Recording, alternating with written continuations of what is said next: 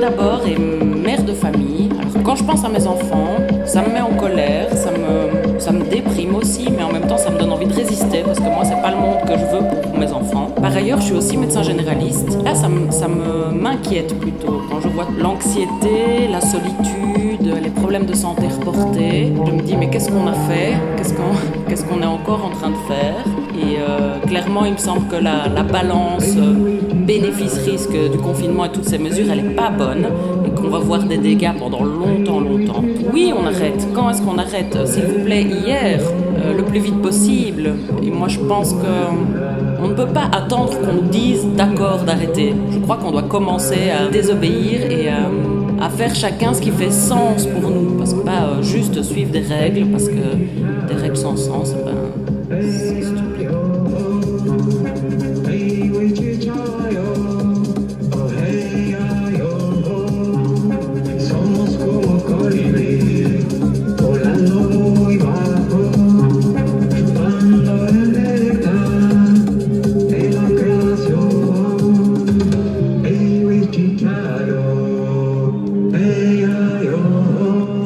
Pas un rassemblement, ceci n'est pas un concert, ceci n'est pas une fête, ceci est un acte politique, ceci est un coup d'état de la jeunesse et des vivants. Nous voulons vivre, nous voulons danser. Le Covid n'est pas une menace pour notre société, apprenons à vivre avec le virus sans paniquer.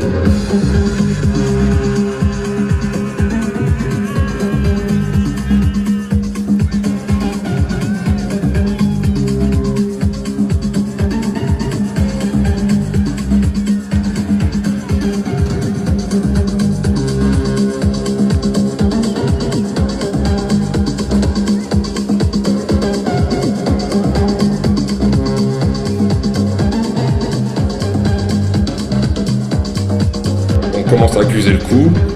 Il y a du bien, il y a du mauvais, beaucoup de mauvais, mais dans le bien, je retrouve quand même des choses que j'aurais pu envisager pour la suite. Des collaborations un petit peu plus proches, un petit peu plus humaines, entre personnes, entre acteurs, prendre les décisions par nous-mêmes. Je crois que c'est des choses qui sont quand même bien ancrées au fond de nous, en tant qu'être humain, et qui sont quand même importants pour le développement de la société future. Quand on le décide tous collectivement, parce que genre, c'est un peu une ère de changement, dans le sens où on a envie de vivre dans une société et un pays dans lequel on a envie de se sentir vivre pleinement.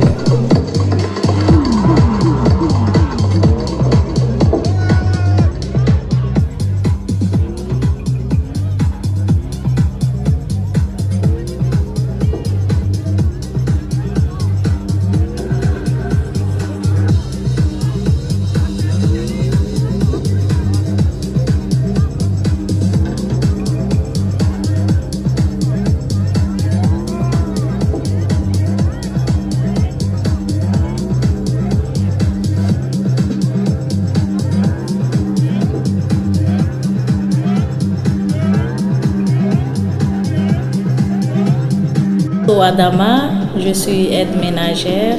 Par rapport au confinement, moi je trouve que c'est allé trop loin et ça affecte beaucoup de familles. Par exemple, moi, ça fait 1 an et quelques que je n'ai pas vu mon mari parce qu'il ne vit pas en Belgique. Et c'est quelque chose qui est vraiment lourd à supporter au quotidien. On ne se rend pas compte, mais il y a beaucoup de familles qui sont dans la détresse et il faut que ça s'arrête vraiment. Il faut trouver des alternatives parce que tout le monde ne sont pas logés à la même enseigne. Et en tant qu'aide ménagère, et je côtoie des gens tous les jours, c'est vraiment difficile au quotidien.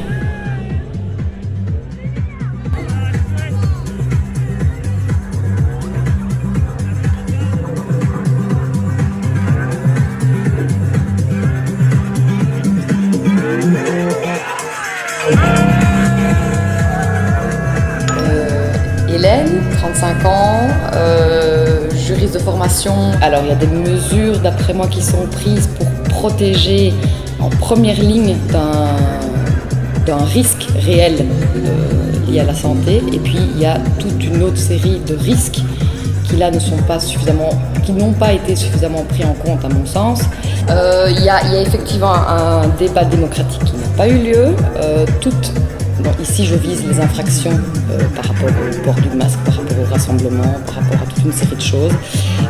On a dans un temps record établi un certain nombre d'infractions assorties d'une peine, amende voire emprisonnement. Une peine, c'est très grave et donc elle ne peut être que édictée par une loi.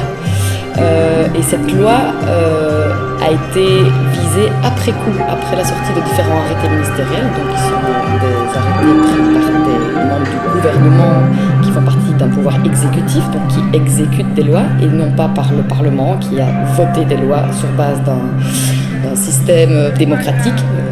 Et la loi sur laquelle il se repose après coup, donc je pense qu'on l'a établie au mois d'avril, c'est la loi sur la sécurité civile. Et l'article en question vise des cas de catastrophes graves.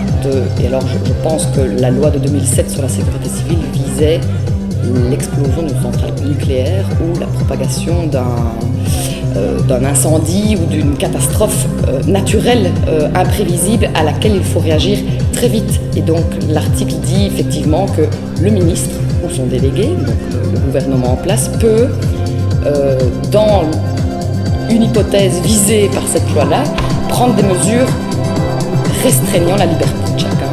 Et sur cette base-là, on en arrivait à obliger des gens à porter leur masque, à interdire des rassemblements. Et donc, d'après moi, le socle légal est un peu léger.